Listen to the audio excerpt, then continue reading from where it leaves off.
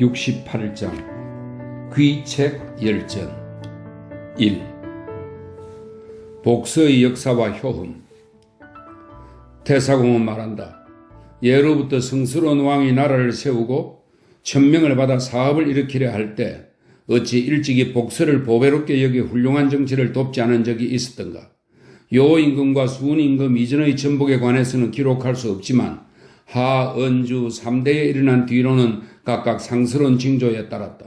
우임금이 도산시의 딸을 아내로 맞이할 때 친점이 길함으로 아들 계가 천하를 이어받았고, 은나라 시조 설의 어머니 간적이 날아가는 제비에 알을 먹은 이를 두고 친점이 길하기 때문에 은나라가 일어났으며, 주나라 시조 후직은 어릴 때부터 농사일을 좋아하여 온갖 곡식을 즐겨 심었는데 그 점교회가 길함으로 주나라가 천하의 왕자가 되었다.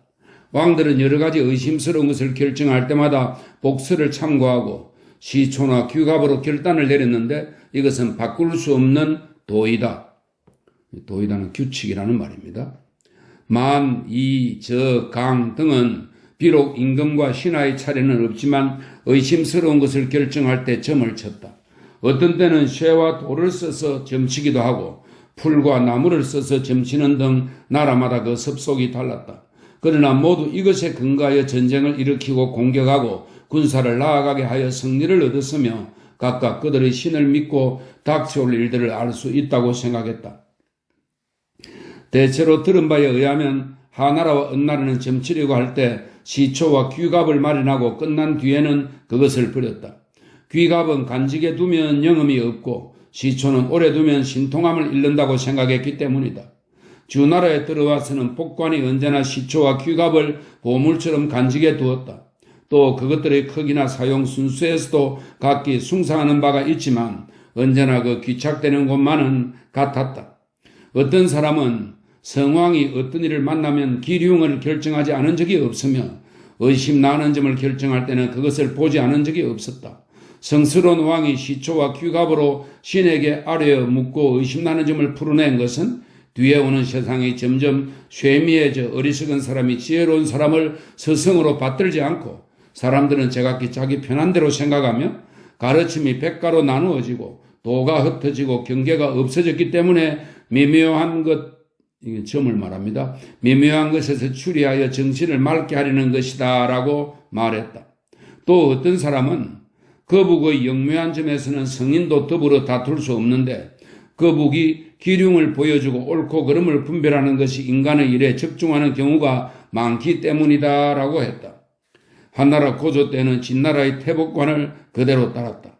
당시 천하는 안정을 찾았으나 전라는 여전히 그치지 않았다.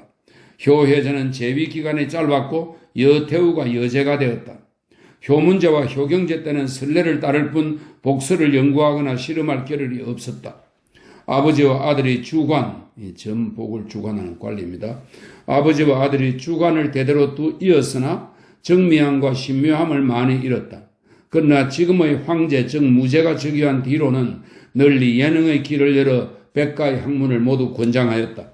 따라서 한 가지 재능에만 정통한 선비라도 모두 자신의 능력을 발휘할 수 있으며 사람들 중에서 능력이 월등히 뛰어난 사람은 높은 지위에 오르므로 남에게 아부하거나 개인적인 친분에 치우치는 자가 없었다. 몇 해 사이에 태복벼슬은 매우 많아졌다.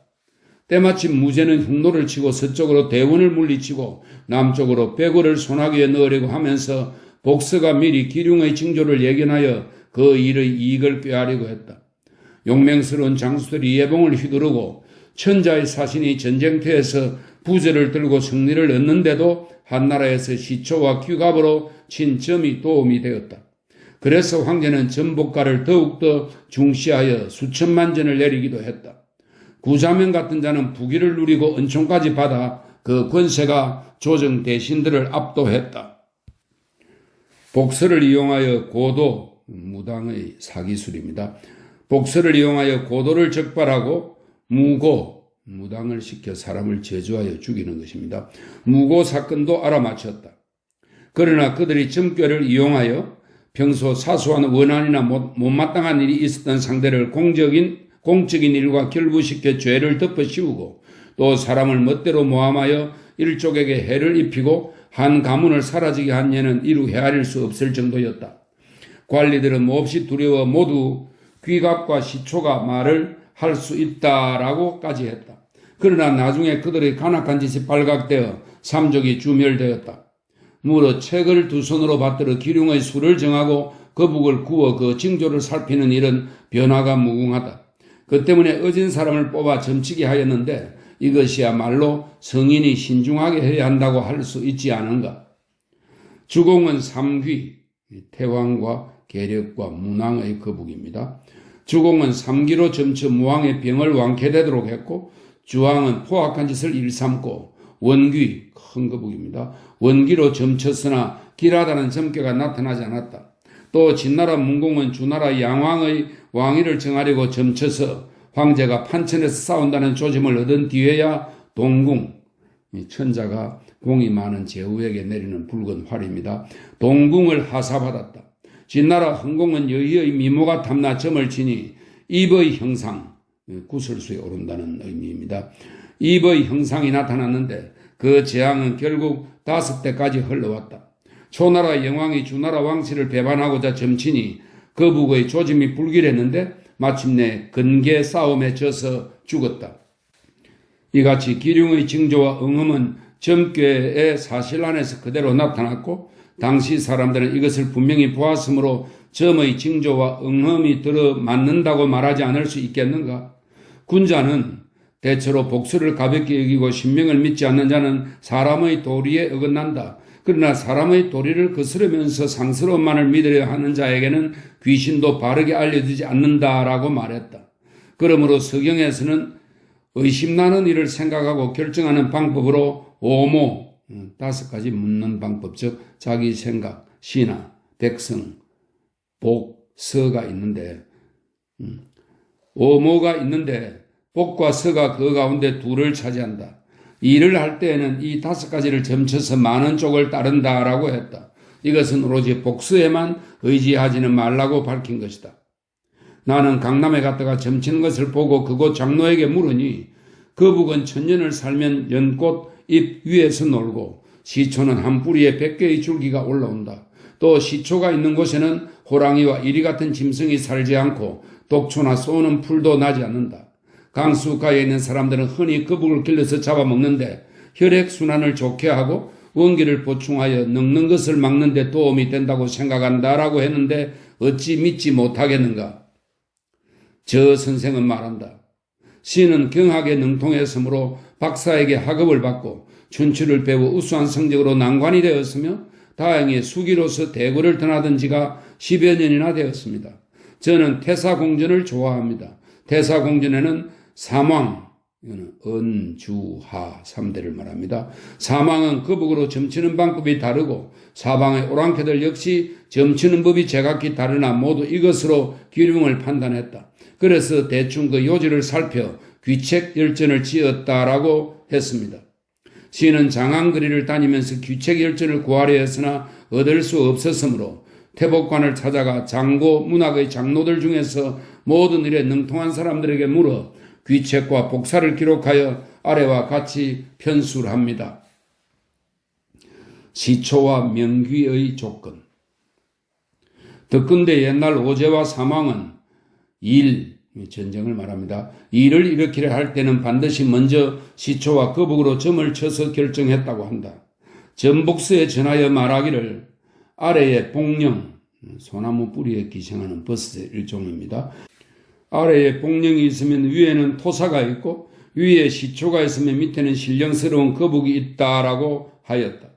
복령이라고 하는 것은 토사 밑에서 자라는 것으로 모습이 마치 나는 새의 형상과 비슷하다. 비가 막 그친 뒤 하늘이 맑고 고요하며 바람 한 점 없는 날 밤에 토사를 베어내고 그것을 횃불로 비추어 보다가 횃불이 꺼지면 장소를 표시해 둔다.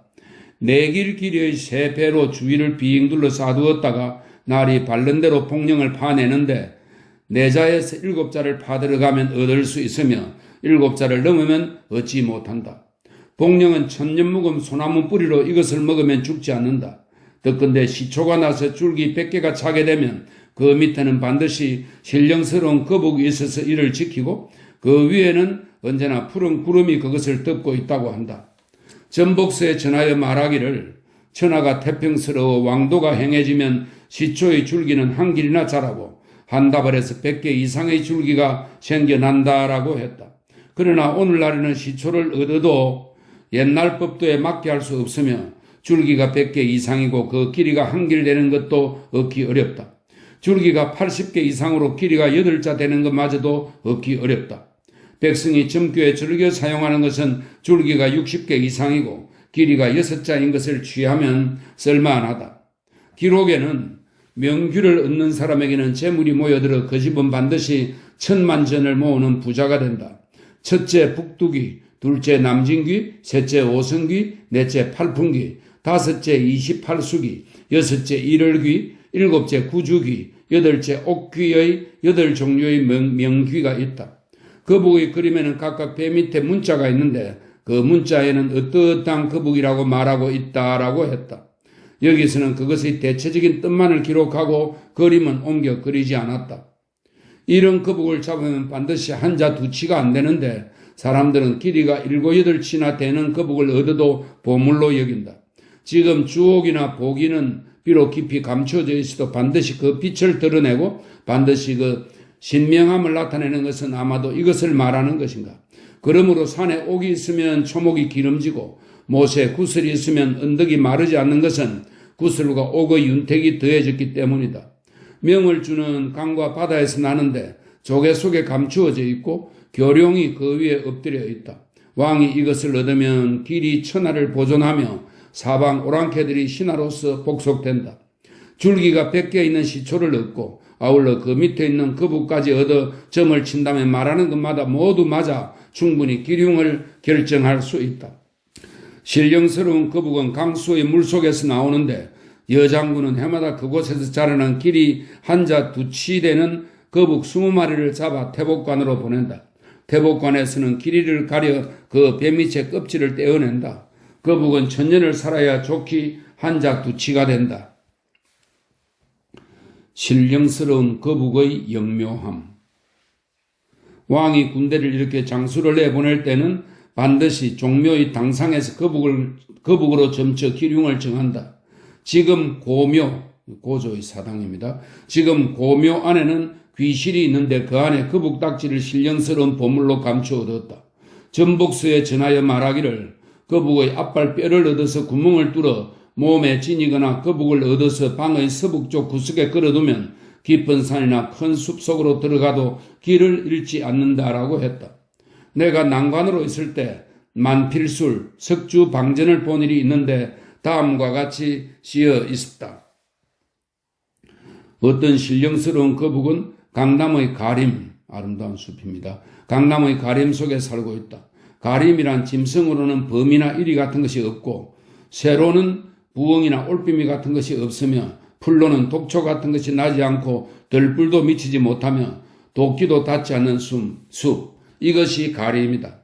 신령스러운 거북은 이곳에서 언제나 꽃 같은 연잎 위에서 산다. 그 왼쪽 옆구리에는 갑자 중광, 이것은 10관 12지의 신에 해당하는 해입니다.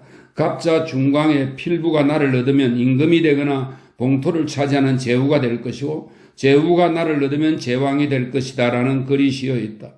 이 신령스러운 거북을 백사반오림, 이것은 백사가 몸을 사리고 있는 숲속입니다. 백사반오림에서 구하려는 사람은 재개한 뒤 그것이 나타나 주기만을 기다리는데 공손하고 엄숙하게 마치 소식을 전해주는 이가 오기만을 기다리듯 하며 땅에 술을 뿌려 제사 지내고 머리를 풀어헤쳐 사흘 밤낮을 강구한 뒤에야 얻을 수 있다.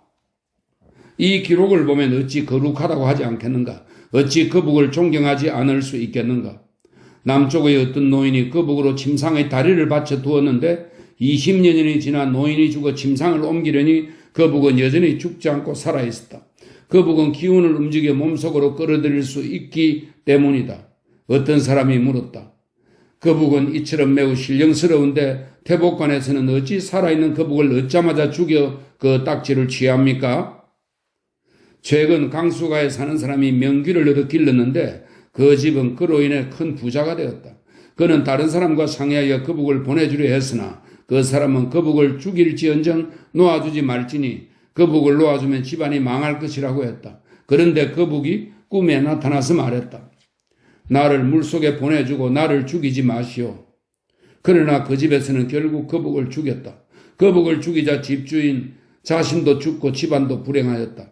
임금과 백성은 도를 달리한다. 백성이 명귀를 얻으면 아무래도 죽이지 말라는 것 같다. 하지만 옛 고사에 따르면 옛날 현명한 왕과 성스러운 군주는 모두 거북을 죽여서 이용했다. 송나라 원왕 때에도 거북을 얻게 되면 죽여서 이용했다. 삼가 그 일을 다음과 같이 연이어 적어 호사가들이 이 가운데서 보고 선택하도록 하고자 한다. 신령스러운 거북은 덕을 쌓은 자에게만 내린다.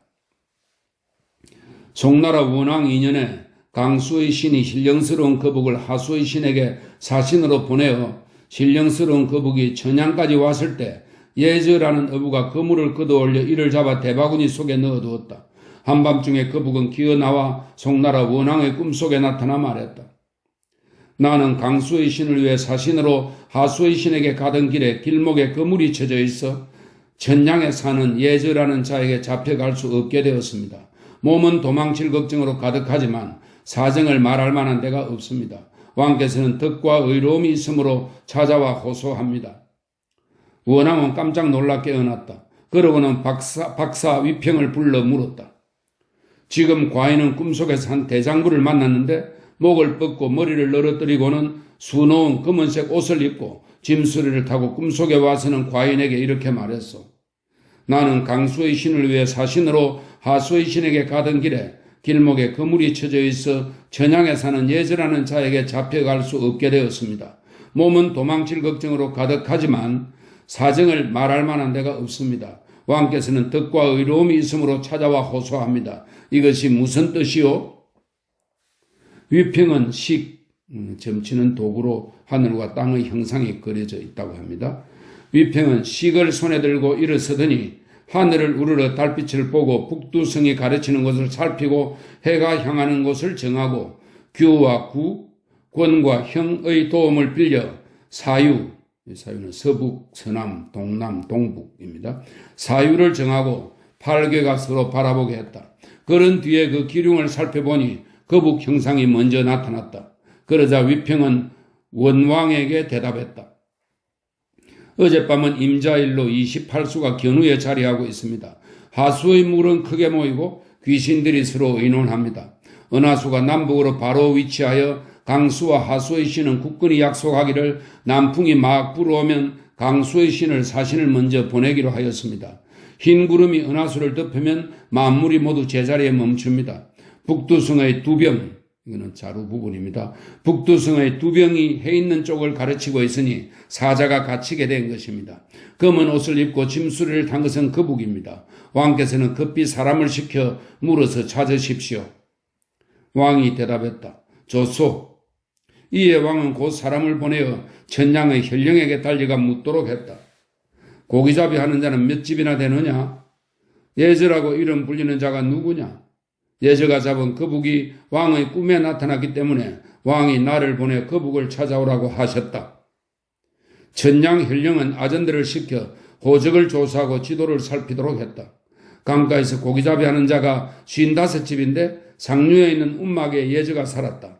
천양 현령이 말했다. 맞구나. 곧 천양 현령은 사자와 함께 달려가 예저에게 물었다. 어젯밤 너는 고기를 잡으러 나가 무엇을 잡았느냐? 예저가 대답했다. 한밤중에 그물을 끌어올려 거북을 잡았습니다. 사자가 말했다. 지금 거북은 어디에 있느냐? 예저가 대답했다. 대바구니 속에 있습니다. 사자가 말했다. 왕께서는 너가 거북 잡은 것을 아시고 나에게 그것을 찾아오라고 하셨다. 예저가 말했다. 알겠습니다. 즉시 거북을 묶어 대바구니 속에서 꺼내 사자에게 바쳤다. 사자는 거북을 싣고 가 천양의 성문을 나왔는데 마침 대낮인데도 보이는 것이 없고 비바람이 내리치고 어두컴컴했다. 구름이 수레 위를 덮으니 오색 찬란하게 빛나고 번개가 그치고 비가 내리니 바람이 불어왔다. 사자는 단문, 왕궁 남쪽의 정문입니다. 사자는 단문으로 들어와 정전 동쪽 방에서 원왕을 배웠다. 거북의 몸뚱이는 흐르는 물처럼 윤택이 나고 빛이 있었다. 거북은 원왕을 보자 목을 늘어뜨려 앞으로 세 걸음 나오더니 멈춰 목을 움츠린 뒤에 물러나 제자리로 돌아갔다. 원왕은 이것을 이상하게 여겨 위평에게 물었다. 거북이 과인을 보자 목을 늘어뜨리고 나왔는데 무엇을 말하는 것이요? 또 목을 움츠리고 제자리로 돌아갔는데 이것은 무슨 뜻이요? 위평이 대답했다. 거북은 걱정 속에 하룻밤을 꼬박 갇혀 있었습니다. 왕께서 뜻과 의로움이 있어 사자를 보내 살려주셨습니다. 지금 목을 늘어뜨리고 앞으로 나간 것은 감사하다는 뜻이며 목을 움츠리고 물러난 것은 빨리 떠나고 싶다는 뜻입니다. 원왕이 말했다. 좋구나. 신령스러움이 지극하여 이와 같은 말이요. 오래 머물게 해서는 안 되겠소. 수레를 재촉하여 거북을 보내주어 기한에 늦지 않도록 하시오. 위평이 대답했다. 거북은 천하의 보물이기에 남보다 먼저 이 거북을 얻는 사람이 천자가 되며 이 거북으로 점을 치면 10번 물어보면 10번 다 알아맞히고 10번 싸우면 10번 다 이깁니다. 이 거북은 깊은 못에서 태어나 황토에서 자라 하늘의 도를 알며 상고의 일에도 밝습니다. 3000년 동안 물속에서 논일고 그 영역을 벗어나지 않습니다. 안정되고 평화스러우며 고요하고 바르며 움직이는데 기력을 쓰지 않습니다. 그 수명은 천지를 덮을만 하며 그 끝을 아는 사람이 없습니다.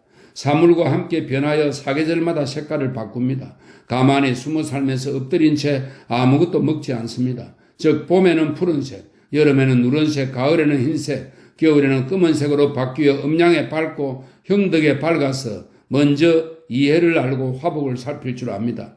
그러므로 거북으로 점쳐서 말하는 것은 맞고 싸우면 이기는 것입니다. 왕께서 이것을 보물처럼 간직하고 있으면 제후가 모두 복종할 것입니다. 왕께서는 놓아 보내주지 마시고 이 거북으로 사직을 편안히 하십시오. 원왕이 말했다. 이 거북은 대단히 신령스러워 하늘에서 내려와 깊은 못으로 떨어져 환란을 겪으면서 과인을 어질고 후덕하며 신이 있는 사람으로 여겼기 때문에 찾아와 호소했던 것이요. 그런데 만일 과인이 놓아주지 않으면 이것은 고기 잡는 자나 할 짓이요. 어부는 거북의 살코기를 이익으로 알고 과인은 그 거북의 신묘한 힘을 탐낸다면 이는 아래 사람은 어질지 못하고 윗 사람은 덕이 없는 것이요. 군주와 신하가 예가 없으면서 어떻게 복을 받을 수 있겠소? 과인은 이 거북을 차마 붙들어 둘 수 없으니 어찌 보내줄 수 없겠소? 위평이 대답했다. 그렇지 않습니다.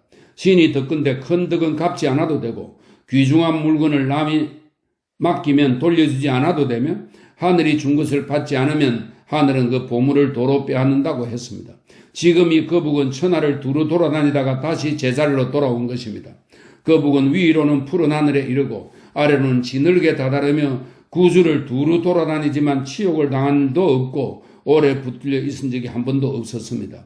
그런데 지금 천냥에 이르러 치욕스럽게도 어부에게 잡혀 갇히는 신세가 되었습니다.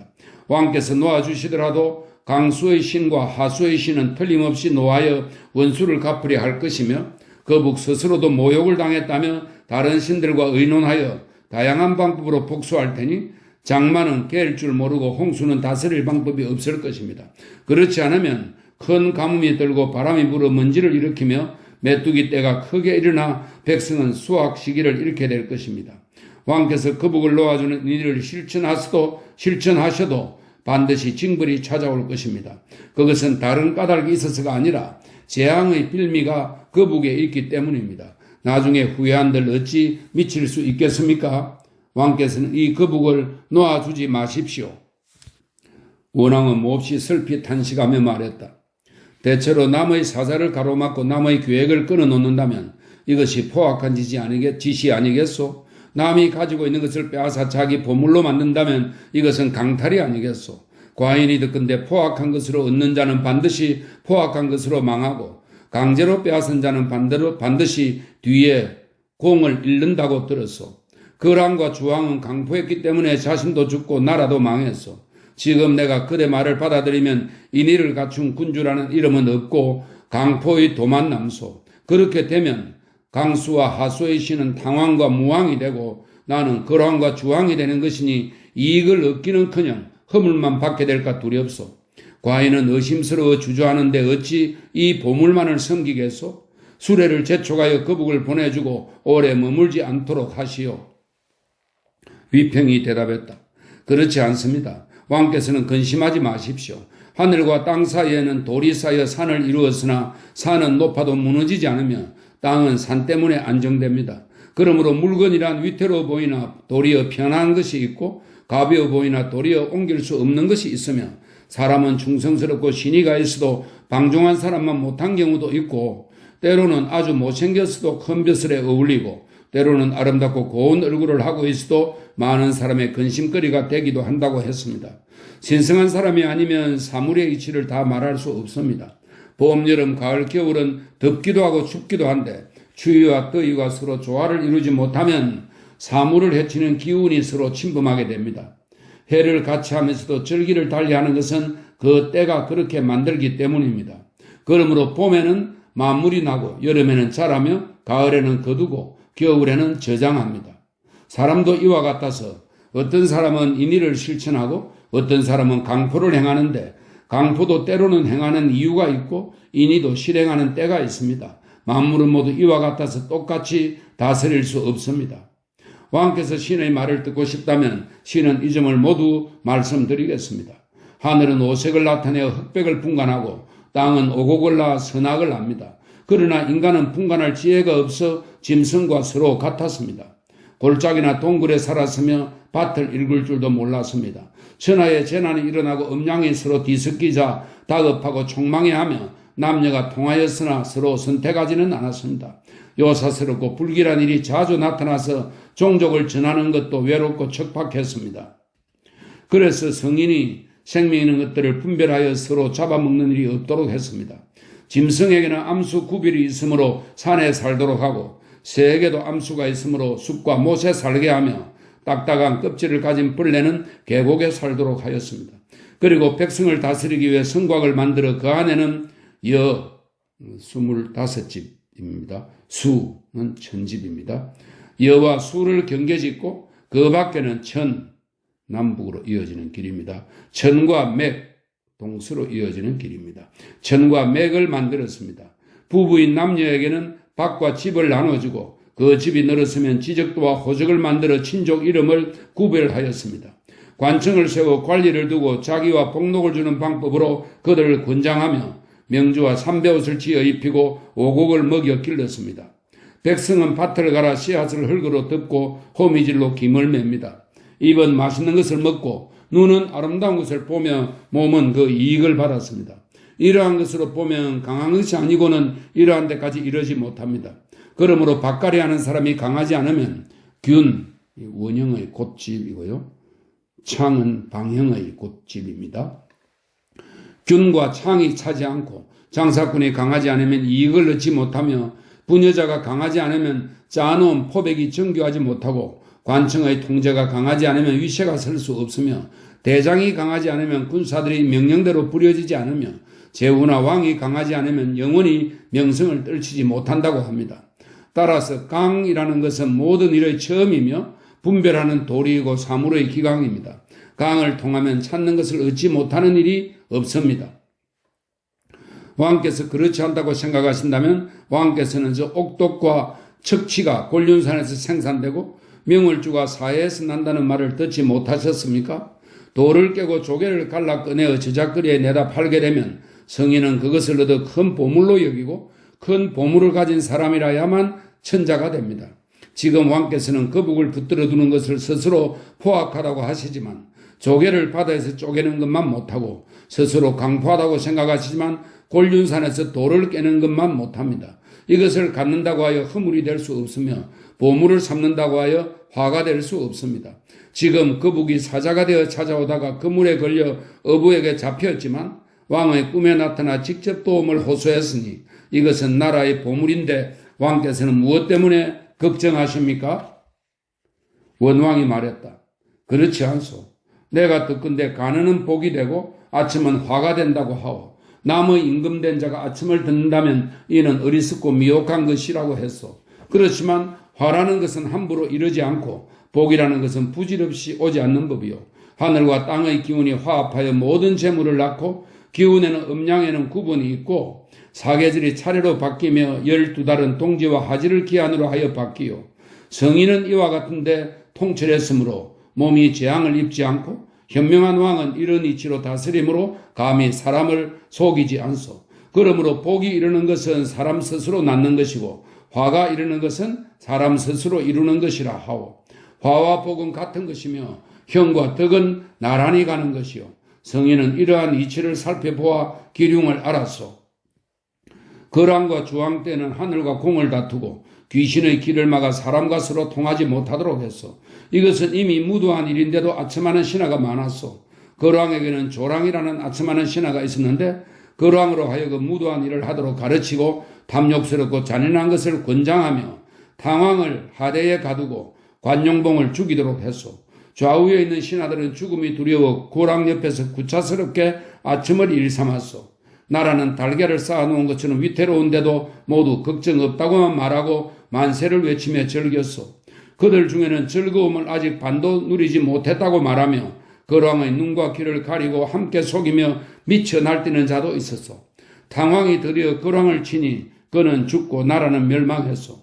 그는 신하가 아첨하는 말을 들었기 때문에 자신이 홀로 재앙을 입게 된 것이요. 춘추에 이 사실이 기록되어 오늘날까지 잊히지 않고 있소. 주왕에게도 좌강이라는 아첨하는 신하가 있었소. 그는 눈썰미가 좋은 것을 자랑하며 주왕으로 하여금 상하로 만든 방입니다. 상랑을 짓게 하여 하늘에 닿고자 했고 또 옥으로 만든 침상이 있었으며 콧불소 뿔이나 옥으로 만든 그릇에 상하로 만든 젓가락으로 국을 먹었소. 성인이 심장을 갈리고 겨울 아침에 차가운 내를 걷는 장사는 다리를 끊겼소. 기사는 죽는 것이 두려워 머리를 풀어헤치고 미친 척했소. 조나라 태자 역을 죽이고 문왕 창을 잡아 석실에 가둬놓고 저녁부터 아침까지 버려두었소. 음경이라는 자가 그를 구출하여 함께 달아나 주나라 땅으로 들어가 그곳에서 태공망을 얻어 군사를 일으키고 모아서 주왕을 공격했소. 문왕이 병으로 죽자 그 시체를 수레에 싣고 앞으로 나아가며 태자 발이 대신 장소가 되어 무왕이라 하고 모기야에서 싸워 화산 남쪽에서 주왕을 깨뜨렸소. 주왕은 싸움에서 저 달아났다가 상랑에서 포위되자 선실, 천자가 머무는 곳입니다. 선실에서 스스로 목숨을 끊었는데 자신이 죽었어도 장사조차 지내지 못했고 그 머리는 말 4마리가 끄는 수레 뒤의 횡목에 매달려 끌려갔소. 과인은 이 같은 일들을 생각하면 창자가 뒤 끊는 것만 같소. 이들은 천하를 차지할 만큼 부유하고 천자라는 귀한 자리에 올라서면서도 몹시 거만하고 욕심이 끝없으며 일을 일으켜 높아지는 것을 좋아하고 아주 탐욕스럽고 교만해서 중성스럽고 신의가 있는 신하는 쓰지 않고 아첨하는 신하의 말만 받아들여 천하의 웃음거리가 되었어. 지금 과인의 나라는 제후들 사이에 놓여 있어 힘이 가을날의 새틀만도 못하오. 일을 일으켰다가 감당하지 못하면 또 어디로 도망치겠소? 위평이 대답했다. 그렇지 않습니다. 하수의 신이 신령스럽고 현명하다 해도 곤륜산의 신만 못하고 강수의 원류가 멀어 길게 흐르더라도 사해만 못합니다. 그래서 사람들은 곤륜산과 사해의 보물을 빼앗아 취하고 제후들은 이것을 가지려고 다투어 전쟁을 일으킵니다.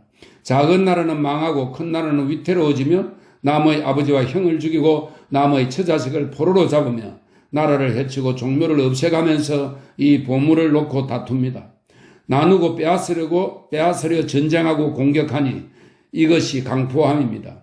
그러므로 그것을 강포함으로써 빼앗아 가더라도 문덕으로 다스리고 사계절의 변화에 어긋나지 않게 하며 반드시 어진 선비를 친애하고 음양과 더불어 변하고 귀신을 사자로 삼아 천지와 통하게 하여 더불어 벗이 되면 제후는 기꺼이 복종하고 백성은 몹시 기뻐하며 나라는 편안하고 세상과 더불어 다시 새로워질 것이라고 했습니다. 당왕과 무왕은 이를 실천하여 천자 지위를 차지했고 춘추에 이를 기록하여 기강으로 삼았습니다. 그런데 왕께서는 당왕과 무왕을 찬양하지 않고 스스로 거랑과 주왕에 비하려고만 하십니다. 거랑과 주왕은 처음부터 강포한 것을 당연하게 생각했습니다.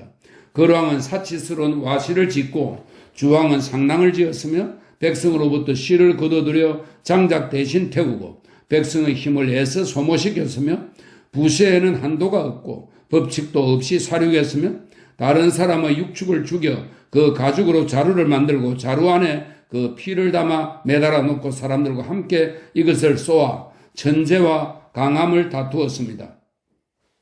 사계절의 법칙을 거슬러 행동하여 계절의 차례를 어지럽히고 모든 제사 귀신에게 올리기 전에 먼저 음식을 맛보았습니다.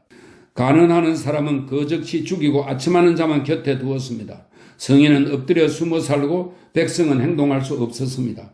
하늘에는 자주 가뭄이 들고 나라에는 요상한 일이 많았습니다. 명충이 해마다 생겨 오곡이 익지 못했습니다. 백성은 한 곳에서 편히 살지 못하고 귀신은 제사를 받지 못했습니다.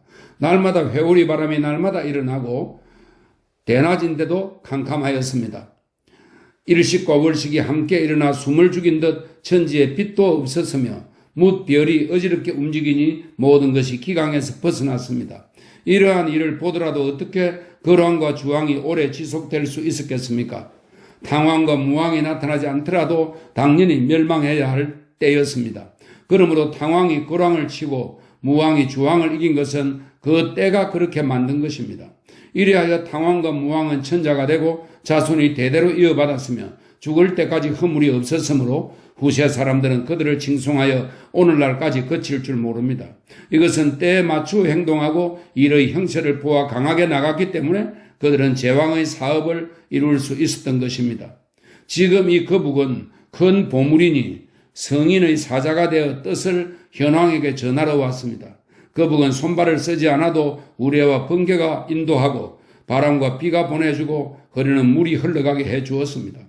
후왕께서 덕이에서 이 거북을 얻게 된 것입니다. 지금 왕께서 덕이에서 이 보물을 받았는데도 받지 않고 보내시면 송나라에 반드시 재앙이 있을 것입니다. 나중에 후회한다 해도 미칠 수 없을 것입니다. 원왕은 몹시 기뻐했다. 그래서 원왕은 태양을 향해 감사드리고 2번 절한 뒤에 거북을 받았다. 나를 가려 재개한 뒤 점을 쳐보니 갑 어릴이 가장 좋으므로 그날에 흰 꿩과 검은 양을 죽여 그 피를 거북의 몸통에 뿌리고 제단 가운데 놓고 칼로 거북 딱지를 발라내었는데 몸은 온전하여 상처도 없었다. 포와 술로 얘를 나타내고 그 배에 채워 넣었다. 사리나무 가지로 태워 점을 보는데 반드시 거북 딱지 위에 무늬가 나타났다. 사리는 무늬의 이치로 드러났으며 무늬는 서로 엇갈려 나타났다. 복공에게 이것으로 점치게 하니 말하는 것마다 모두 맞았다. 그래서 나라의 소중한 보물로 간직했는데 이 사실이 이웃나라에 까지 소문이 났다.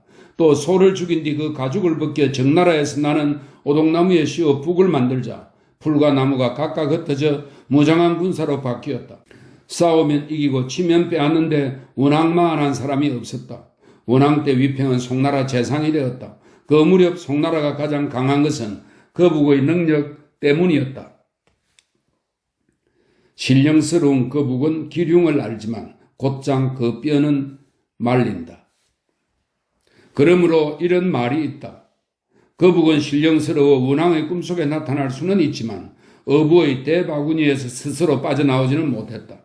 그 몸이 10번 말해서 모두 마쳤어도 사자로서의 맡은 일을 하수의 신에게 전하고 돌아가 강수의 신에게 보고할 수는 없었다. 현명하여 능히 사람이 싸우면 이기고 치면 얻을 수 있기는 했지만 스스로 칼날을 물리쳐 등딱지를 발리는 우환을 면할 수는 없었다. 성스러운 지혜로 자신의 위기를 미리 알고 재빨리 왕의 꿈에 나타나기는 했지만 위평으로 하여금 말을 하지 못하게 할 수는 없었다. 말하는 일마다 다 완벽하게 마쳤으나 자기 몸은 붙잡히는 신세가 되고 말았다.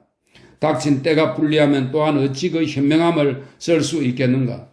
현명한 사람은 언제나 일정한 규범이 있지만 선비도 가끔은 어질 때가 있다. 그러므로 밝은 눈에도 보이지 않는 것이 있고 밝은 귀에도 들리지 않는 것이 있다. 사람은 비록 현명해도 왼손으로 네모를 그리면서 오른손으로 동그라미를 그릴 수는 없다. 해와 달의 밝음으로도 때로는 뜬구름에 가려질 때가 있다. 예는 활을 잘 쏘기로 이름났으나 웅거와 복문에는 미치지 못했고 우임금은 변론과 지혜로 이름났으나 귀신을 이길 수는 없었다. 땅의 기둥이 부러지고 하늘에는 쓱가래가 본래 없거늘 또한 어찌 사람이 완전하라고 꾸짖겠는가. 공자는 이 말을 듣고 말했다. 신령스러운 거북은 기륭을 알지만 그 뼈는 곧장 헛되이 말린다. 해는 덕을 베풀므로 천하에 군림하나 해 가운데 산다는 세발 까마귀에게 욕을 당하고 달은 형의 상징으로서 해와 서로 돕지만 달 가운데 사는 두꺼비에게 먹힌다. 고슴도치는 까치에게 욕을 당하고 등사, 운물을 타고 날아다닌다는 전설 속의 뱀입니다. 등사는 신령스럽기는 하나 오공, 진해입니다. 오공에게 위협을 당하며 대나무 겉은 마디가 있으나 속은 텅 비었으며 소나무와 잣나무는 모든 나무의 으뜸이지만 짓문을 만드는 데 쓰인다. 일진, 이는 10관과 12지입니다. 일진이 완전하지 못하므로 고와 허한 날이 생긴다. 황금에도 흠이 나고 빼곡에도 티가 생길 수 있는 날이 있다. 일에는 빨래해야 할 것과 천진해야 할 것이 있고 사물에는 단점에 구속되는 경우와 장점에 의지하는 경우가 있으며 거물에는 촘촘한 것도 있고 성긴 것도 있다. 사람에게도 귀중한 것이고 뜻대로 되지 않는 것이 있다. 어떻게 하는 것이 적당할 수 있겠는가? 사물도 어찌 완전할 수 있겠는가? 하늘도 오히려 완전하지는 못하므로 세상에서 집을 지을 때는 기와를 3장 모자라게 덮어 하늘의 완전하지 못함에 맞춘다. 천하에는 등급이 있고 만물은 완전하지 못한 채로 살아간다. 저 선생은 말한다. 어부가 그물을 들어올려 신령스러운 거북을 잡았고 거북은 송나라 원왕의 꿈속에 저절로 나타났으며 원왕은 박사 위평을 불러 꿈에 본 거북의 형상을 알려주었습니다. 위평은 전판을 움직여 해와 달의 위치를 측정하고 경중과 장단을 분별하고 기륭을 관찰하고서 원왕의 꿈에서 본 물건의 빛깔로 점치는 거북임을 알아내었습니다. 위평은 왕에게 간언하여 신령스러운 거북을 붙들어 두어 나라의 중요한 보물로 삼게 했으니 잘한 일입니다. 옛날부터 점칠 때 반드시 거북을 사용한 것은 그 아름다운 이름이 전해 내려온 지 오래되었기 때문입니다. 그 차례를 적어 전합니다.